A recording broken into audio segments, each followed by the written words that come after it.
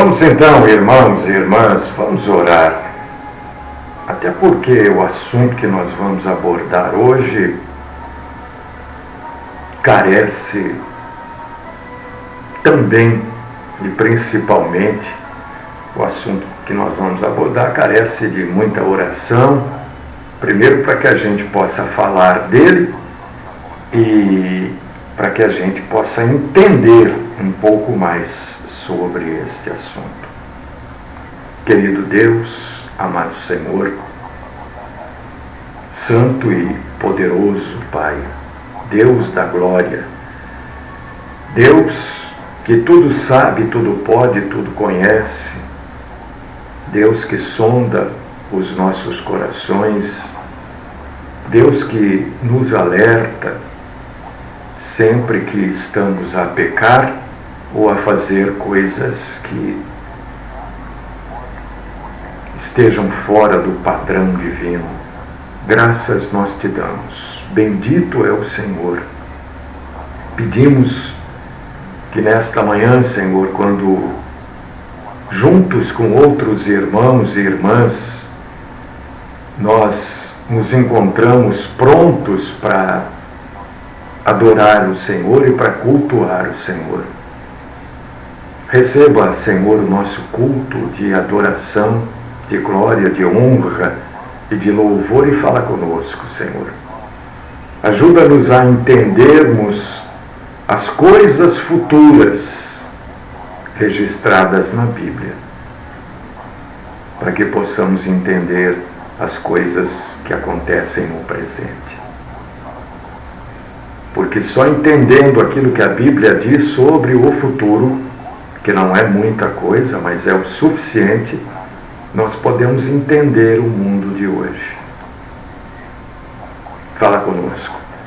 Esta é a nossa oração, com ações de graças, no nome do nosso Senhor e Salvador, Jesus, o Cristo. Amém.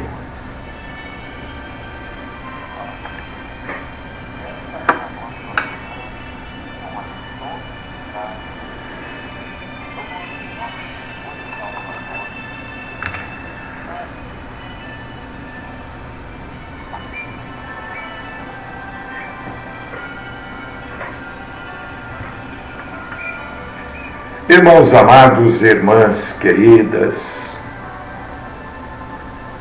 vocês que nos ouvem, aqueles que nos ouvem, eu louvo a Deus por estas vidas também, daquelas pessoas que vêm nos ouvir para achar algum defeito e criticar, né? Bendito é o Senhor por isso também, porque sabendo que existem os críticos, nós nos esmeramos cada dia mais para pregar a palavra. Agora, quando você for criticar este trabalho, né? Critique fundamentado na Bíblia Sagrada, o que infelizmente acontece muito pouco. As pessoas criticam baseadas em um pedaço da Bíblia, uma parte da Bíblia. Se esquecem que a Bíblia é um todo, a Bíblia é completa. E aí perdem o seu tempo e roubam o nosso tempo. E roubar é pecado. Então, quando você for nos criticar, pode criticar sim, mas critique fundamentado na doutrina bíblica, né? E por favor, olha, eu estou pedindo um favor, não critique usando como base para a sua crítica aquilo que é ensinamento da sua denominação. Porque aquilo que eu falo na abertura de toda a programação, esta programação é interdenominacional. Nós não falamos aqui do que as denominações ensinam, nós falamos do que a Bíblia ensina. Por quê? Porque, infelizmente, a maioria das denominações não ensinam o que a Bíblia ensina. Tá? Então, você pode criticar. Obviamente, se você tiver estrutura, conhecimento, né? Senão fica uma coisa muito chata. Então vamos abrir a Bíblia. Eu sei que o que eu vou falar aqui hoje vai contra muita coisa que se aprendeu, mas preste atenção naquilo que eu vou dizer, depois você busque fundamento. Se você não concorda, tudo bem, mas busca fundamento para não concordar. Porque eu tenho recebido algumas críticas que são, assim, muito fáceis de serem rebatidas. Entende? Então, quer dizer que a pessoa, né? Bom, vamos lá. Apocalipse, capítulo 20, versículo 8. Apocalipse 20, 8. Nós precisamos entender, nós só vamos entender o mundo de hoje se entendermos o livro do Apocalipse. Infelizmente, poucas pessoas conhecem esse livro para poder ensinar. É por causa disso que o livro é tão pouco ensinado, e quando é ensinado, nem sempre é ensinado da maneira que ele foi escrito. Algumas coisas espirituais, algumas coisas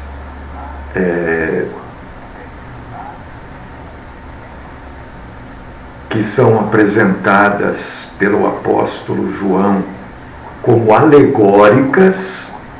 Precisamos entender aquilo que é alegoria, e algumas coisas que são textuais, são exatamente aquilo que está escrito.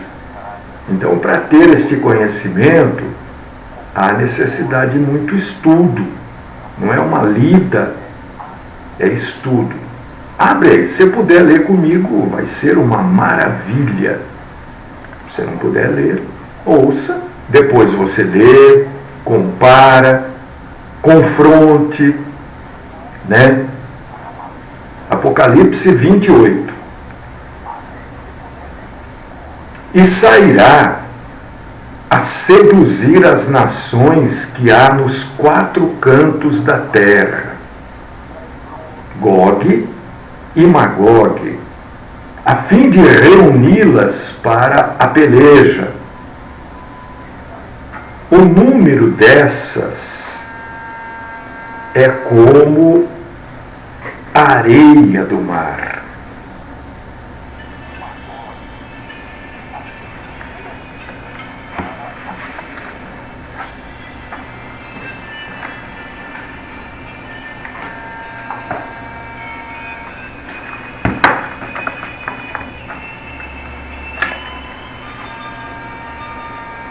Muito bem, queridos irmãos, queridas irmãs, eu sei que a proclamação do livro do Apocalipse, eu dou essas viradas aqui porque o rádio está com um problema, então de vez em quando ele sai e eu tenho que ficar aqui monitorando se não dá nenhum problema na emissora. Então eu tenho que estar com um retorno do rádio aqui, tá? Só por isso, não se preocupe. Então, meus irmãos, minhas irmãs e vocês que nos ouvem, depois do arrebatamento da igreja, e a igreja, veja bem, para a igreja ser arrebatada, não falta nada. Biblicamente, quando eu faço uma afirmação, eu faço sempre fundamentado na Bíblia, não naquilo que eu acho, naquilo que eu creio assim. Não, é fundamentado na Bíblia. Se assim creio, é porque a Bíblia diz isso. Estou só esclarecendo, né? Sempre é bom. Depois do arrebatamento da igreja, e para a igreja ser arrebatada não falta nada, pode acontecer o arrebatamento a qualquer instante, pode ser hoje. Não falta nada. Não tem que acontecer isso, aquilo outro. Não. Nós estamos esperando o arrebatamento da igreja. Aliás, quando Jesus fala dos últimos dias, os últimos dias começam a partir dele. A partir dele, Jesus Cristo, começam os últimos dias, porque a igreja só poderia ser arrebatada depois que ela estivesse estruturada. E a partir de Jesus acontece o estruturamento da igreja. A igreja existe para reunir os salvos em adoração a Deus. A igreja, eu quando falo isso, eu sempre acrescento alguma coisa. Por que eu acrescento? Porque a ideia de igreja hoje ficou extremamente deturpada. A ideia de igreja hoje, que os falsos mestres ensinam, é que a igreja é lugar de bênção, a igreja é lugar de milagre, a igreja é lugar de, entre aspas, manifestação demoníaca. Não, a igreja não foi criada para isso. A igreja foi criada para adorar a Deus. Nós vamos na igreja, nós nos reunimos e estamos aqui reunidos agora para adorar a Deus, para louvar a Deus. E também tem gente que acha, entende que louvor é cantar. Louvor, na verdade, é tudo aquilo que nós falamos de Deus, engrandecendo e explanando as grandezas de Deus, as maravilhas, a bondade, o amor de Deus. Tudo isso é louvor, por causa disso que a Bíblia diz que Deus habita no meio dos louvores. A ideia que a maioria das pessoas tem é que Deus habita no meio da música. Também. Mas louvar a Deus não é só cantar. Porque senão só poder... Eu vou ter que ter uma ligação, né? Pronto. Eu não sei quem que resolve ligar bem nesse horário, né, que eu estou transmitindo, mas sei lá, né? Então, a ideia de que Deus habita no meio das músicas é falsa. Deus habita no meio dos louvores, e louvor é tudo. Você pregando a palavra de Deus, você estudando, ouvindo a palavra de Deus, isso tudo é louvor. Você salmodiando a Deus, isso é louvor. Você estudando a Bíblia, discutindo sobre discutindo não é no sentido verdadeiro da palavra discutir, né? Discutir quer dizer conversar a respeito de. Isso é discutir, não é brigar, né? Então você discutindo sobre a Bíblia, você está louvando a Deus. Deus habita neste meio, onde isto acontece. Não é? Deus habita no meio da música. Então eu, por exemplo, que não sei cantar, que desafino até respirando, como é que faz? Né? Quando eu canto no chuveiro, só para você ter ideia, a água se recusa a sair, de tão mal que eu canto. Então Deus, eu estou afastado de Deus? Não.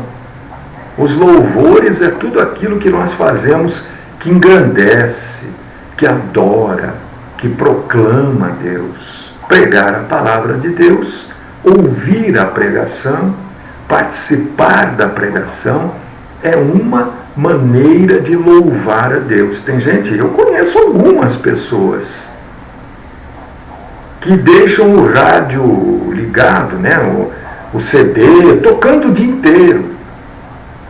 Porque Deus habita no meio dos louvores. E a pessoa acha que é no meio da música. também, mas não exclusivamente. Né? Então aqui, nós estamos louvando a Deus agora. A igreja é lugar de se louvar a Deus. A igreja é lugar de se adorar a Deus. A igreja é lugar de nós nos quebrantarmos e recebermos ali a visão das coisas pecaminosas que fazemos, pensamos. A igreja é lugar de perdão. A igreja é lugar de crescimento espiritual. A igreja é lugar de comunhão. Por que eu só posso estar dentro de uma igreja denominacional se eu faço parte daquilo que eles acreditam? Não posso estar lá dentro de uma igreja que eu não concordo com muita coisa lá. Por que eu não posso estar lá dentro? Porque eu não tenho comunhão com aquilo. Entende? Então Deus habita no meio dos louvores. O que é louvor? É engrandecimento a Ele. É falar das maravilhas, das infinitas qualidades de Deus. Isso é louvor. Pregar a palavra de Deus é louvor? É. Ler a Bíblia é louvor? É. Não é só cantar, não. Nós queremos agora é hora do louvor, como se só música fosse louvor. Ministério do louvor. Não é isso. Louvar a Deus é muito mais do que cantar. Também é cantar, mas é outras tantas coisas, não só cantar. Então o arrebatamento pode acontecer a qualquer instante. Qualquer momento pode acontecer. Não pensa que está faltando guerras, tremores. Não está faltando nada. Não está faltando um grande avivamento no mundo. A Bíblia não diz isso. A Bíblia nem está dizendo que vai acontecer um grande avivamento mundial antes do arrebatamento. A Bíblia diz exatamente o contrário. Que antes do arrebatamento da igreja haverá uma grande apostasia. E a igreja será retirada para não passar por todo este sofrimento. Você quer um momento de maior apostasia do que esse? Talvez ainda venha, eu não posso assegurar isso, mas um momento de maior apostasia. Mas eu vejo uma apostasia, quer dizer, uma falta da presença, do conhecimento e do entendimento do que é Deus, assustadora. Eu vejo dessa forma. Então, lendo a Bíblia, eu não consigo achar que ainda falta acontecer isso. Eu já ouvi pregação dizendo que falta a terceira guerra mundial para que aconteça o arrebatamento. Isso não é bíblico. Não está escrito isso em lugar nenhum. Pode ser que a terceira guerra mundial seja a batalha do Armagedon, eu não sei. Tem coisas que a Bíblia não nos explica. Tem coisas que a Bíblia não nos deixa entender. Eu não sei. Mas o arrebatamento da igreja não falta nada para ele acontecer. E depois deste arrebatamento, que será o sequestro. O que é arrebatamento? É a mesma coisa que sequestro. Não esse sequestro que a gente acompanha aí, né? A pessoa foi levada para o cativeiro, né? Não é isso, né? A palavra sequestro passou a ser usada para isso também, né? Mas nós seremos levados para a igreja. As pessoas compõem a igreja. A igreja não é composta de... né? A igreja são as pessoas salvas. Seremos levados para junto do nosso Senhor Jesus Cristo, para a eterna glória. E este mundo, que já está de cabeça para baixo, vai ficar muito mais. Tanto é que Isaías, num determinado lugar, diz que a terra vai cambalear como um bêbado. Você já viu um bêbado andando, né? A pessoa fica sem direção, fica sem equilíbrio, fica sem rumo. Isaías diz que a terra vai cambalear como um bêbado. E estes eventos e outros acontecerão depois do arrebatamento da igreja. E Satanás vai enviar as duas bestas e ele vai. E agora nós vamos entender, se der tempo, eu acho que vai dar, entender uma passagem de Paulo que diz assim: a nossa luta não é contra a carne e o sangue, mas contra os principados nas regiões celestiais. Nós vamos entender esta passagem, porque esta passagem está intimamente ligada com aquilo que vai acontecer pós-arrebatamento da igreja. Porque haverá uma confusão tal na terra que o apóstolo João diz que vai acontecer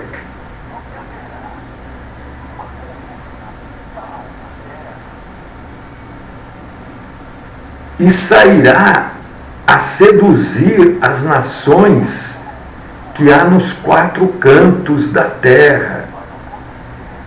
E vai seduzir aqui, quer dizer, vai enganar, vai atrair essas nações para o lado dele. Satanás, quem vai seduzir? Satanás. Isso que ele já faz hoje é prenúncio daquilo que ele fará em muito maior escala depois que a igreja for arrebatada.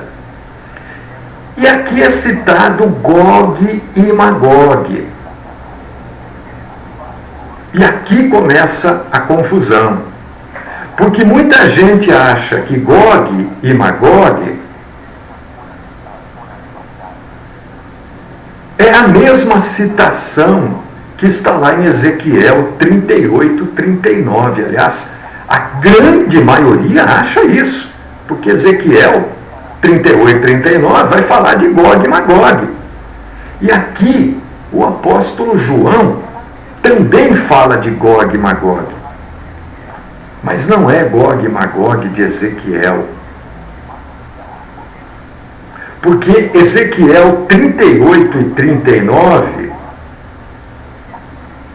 são nomes utilizados como coletivos de povos rebeldes que haviam penetrado em Israel pelo norte. Então, os rabinos daquela época juntaram os nomes de Gog e Magog como se fossem nomes de povos e tornaram esta expressão Gog e Magog, uma expressão dupla, tornaram nome de exércitos tenebrosos, inimigos de Deus.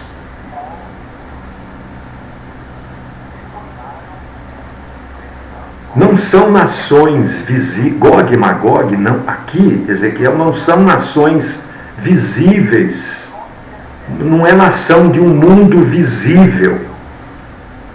Gog e Magog, na verdade, que está aqui em Apocalipse, faz parte, meu irmão, minha irmã, de um mundo invisível.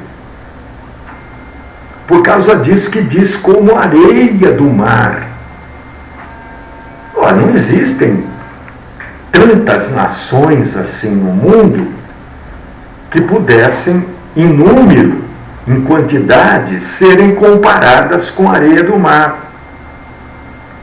Porque quando se fala em areia do mar, é uma expressão que se usa para descrever uma multidão incalculável. Uma multidão que ultrapassa, que vai além das medidas conhecidas, né? Alguém pode dizer quanto de areia tem? Ninguém pode, porque ultrapassa, vai além. Então aqui, Gog e Magog não tem nada a ver com essa ou aquela nação. Está se referindo, na verdade, a um mundo espiritual que o Senhor Deus guarda sob trevas, em algemas, e que serão soltos mais uma vez aqui em Apocalipse, capítulo 20, versículo 8. E este mundo espiritual, que não pode ser tratado como povo, vai lutar, e uma luta sem precedentes, porque Satanás é solto para seduzir as nações. E aí você lê no versículo 9 a visão. Marcharam então pela superfície da terra e sitiaram o acampamento dos santos e a cidade querida.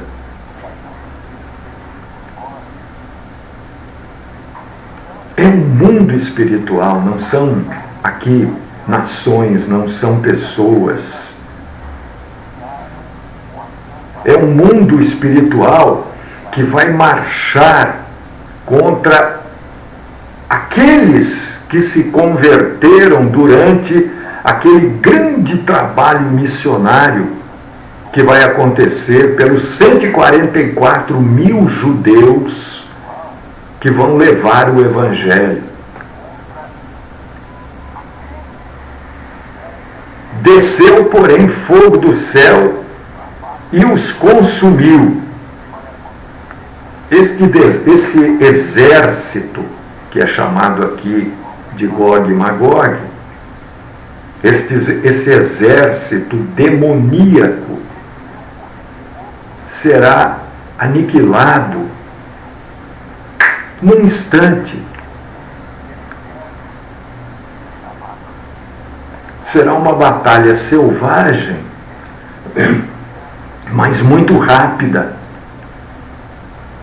Porque selvagem, por se tratar do mundo espiritual, lutando contra o mundo material. A Bíblia não traz detalhes praticamente nenhum desta batalha, mas diz que será num instante que o Senhor vencerá o mundo espiritual maligno. Será uma interferência repentina do céu. E curioso, por que aqui a gente consegue entender que não é batalha de homens? Porque não sobrará cadáveres. Quando é batalha de homens e sobram cadáveres, né? Como é no caso de Armagedon, capítulo 19, você vê que diz que as aves de rapina estarão ali para comer os cadáveres, para se alimentar dos cadáveres. E aqui não fala. Então nos dá um entendimento muito claro de que é uma batalha contra espíritos.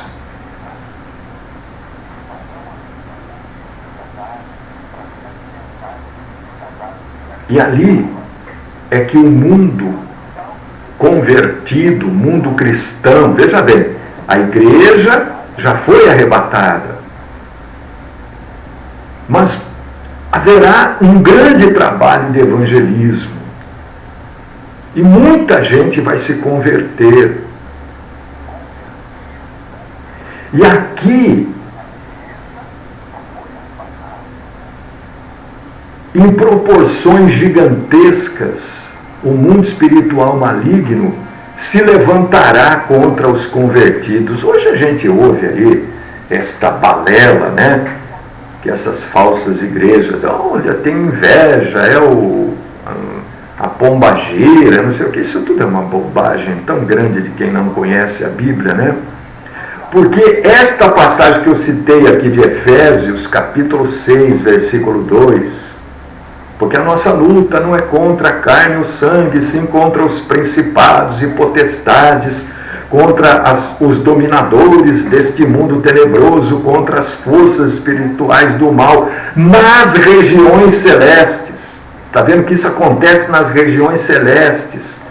Aí que vai acontecer tudo isso de maneira plena. A gente vê toda hora as pessoas citando esta passagem,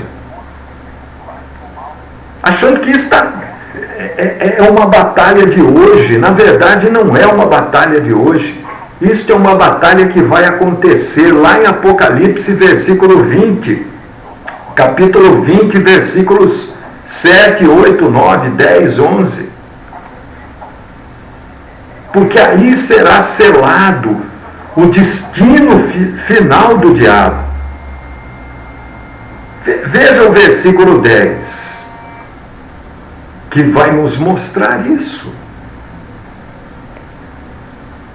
O diabo, o sedutor deles, foi lançado para dentro do lago de fogo e enxofre. E ali também será enviado todos aqueles que não foram salvos. Porque na visão divina, a Bíblia nos deixa claro este entendimento que todos que não são salvos são contrários a Deus.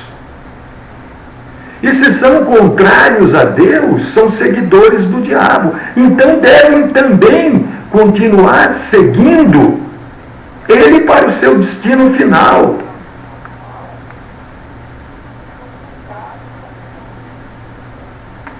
Volta um pouquinho no capítulo 19, versículo 20,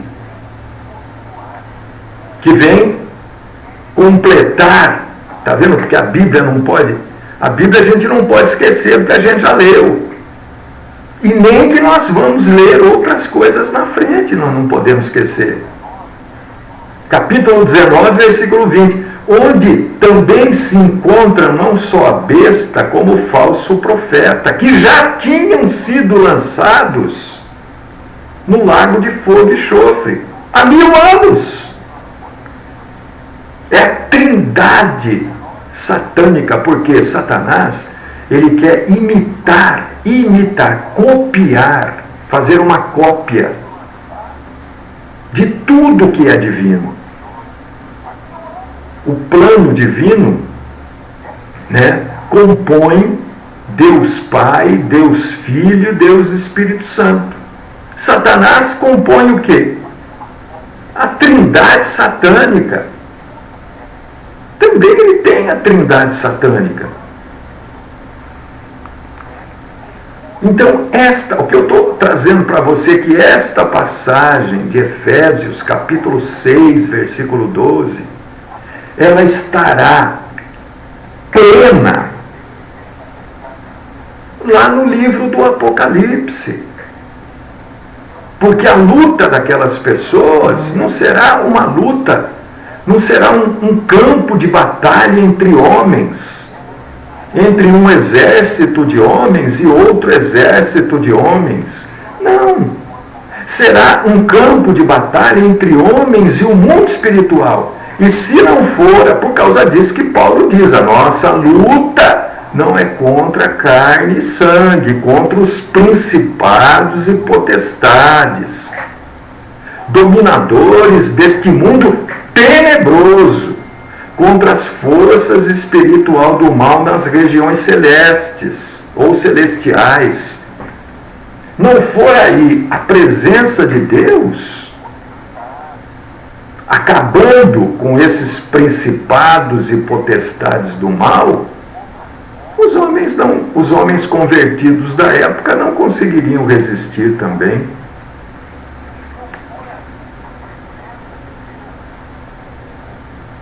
Então é importante, meu irmão, minha irmã, que você tenha este entendimento naquilo que você chama a sua vida cristã.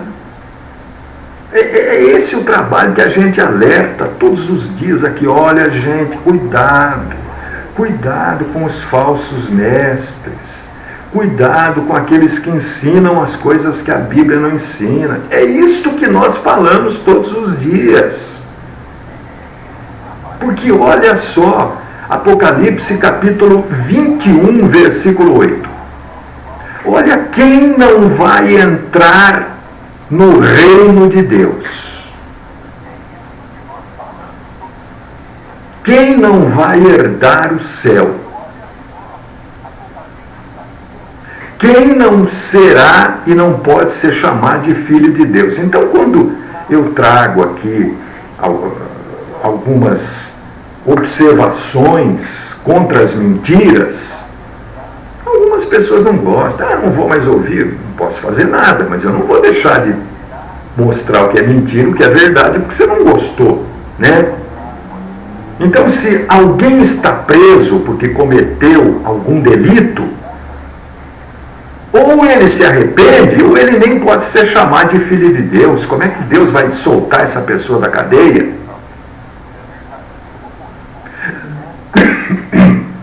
Perdão. Se alguém está envolvido com drogas e não se arrepende, não luta para abandonar, ele não pode ser chamado de filho de Deus. Como é que uma oração vai resolver isso? Leia Apocalipse capítulo 21, versículo 8. O vencedor herdará estas coisas, 7 aqui. E eu lhe serei Deus, e ele será meu filho. Quanto, porém, aos covardes, aqueles que não têm coragem de enfrentar este mundo, porque nós não enfrentamos o mundo sozinho, nós enfrentamos este mundo com a ajuda de Deus. Os incrédulos, quem é o incrédulo? É aquele que não crê na verdade. Ele pode crer na mentira. Então ele é crédulo na mentira, mas para a verdade ele é incrédulo. Aos abomináveis, aqueles que fazem e causam abominação, aos assassinos, aos impuros. Quem são os impuros? São todos aqueles que fornicam, que adulteram, são os homossexuais. Esses são os impuros. Pô, vá buscar no dicionário o que quer dizer a palavra impuro. Aos feiticeiros, aqui não entra somente quem faz feitiçaria, mas quando você vai buscar a etimologia da palavra, você vai ver que vem, eu já expliquei isso, de farmacopeia, da onde surgiu farmácia, a palavra droga. Então feiticeiro aqui não é só quem faz feitiçaria, mas aqueles que são dados às drogas. Aos idólatras, está cheio de gente idolatrando o homem aí, idolatrando imagens, idolatrando camisa, idolatrando bandeira, idolatrando pátria, idolatrando um carro, um time, uma igreja. E a todos os mentirosos. Como as pessoas mentem. É um negócio assustador. Está lendo aí comigo? A parte que lhes cabe será no lago que arde com fogo e enxofre, a saber, a segunda morte. Olha porque todo dia esta luta, esta batalha em levar para você a verdade, meu irmão, minha irmã, para ver se isso, né, toca você de alguma forma. E você abandona isso, você larga a comunhão com a mentira e vem ter comunhão com a verdade. Que Deus tenha hoje falado no teu coração, que Deus tenha trabalhado no teu entendimento e que continue trabalhando, que você continue lendo a Bíblia, que você continue meditando na Bíblia, porque meditar a Bíblia é louvar a Deus. Que você saia desta ideia pequena, que não provém do ensinamento bíblico, de que louvar a Deus é cantar.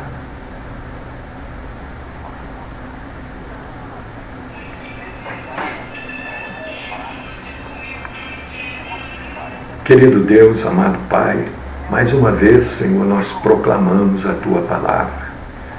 Engrandecemos o Senhor na beleza da Tua santidade, levamos a verdade, Senhor. Como fazemos todos os dias, combatendo a mentira, os falsos ensinamentos, combatendo os falsos mestres, os falsos líderes. Senhor, que esta palavra, que é Tua, não fique jogada ao vento, que ninguém possa roubá-la, que ninguém possa, Senhor, desdizer a verdade da Tua santa palavra, escrita pelo Senhor, para que os homens venham a conhecê-la e obedecê-la.